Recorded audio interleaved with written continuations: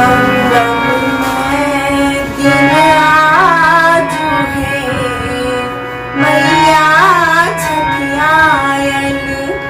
मंगलमय दिन आज है, मैया छठियायल। मंगलमय दिन आज है, मैया छठियायल।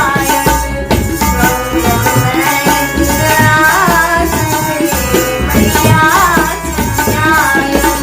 धन धन जागर भाग्य है, धन धन जागर भाग्य है, माँ के कलश बैसायल। मंगलमय दिन आज है, मैया छठियायल।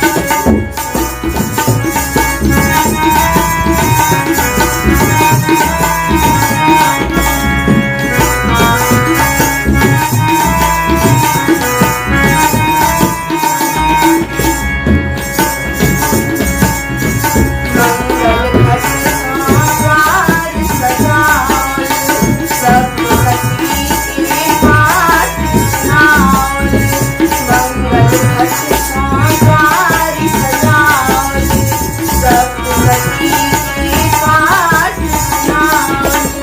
गाठल फूलक माल है, गाठल फूलक माल है, जिनका बलिदान। मंगलमय दिन आज है, मैया छठियायल।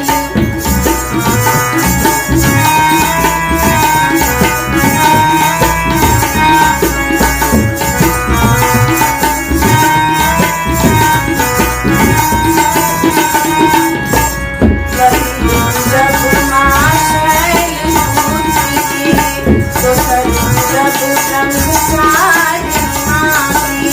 जब माँ शैल सूची तो जब ब्रह्मचारी मांगे।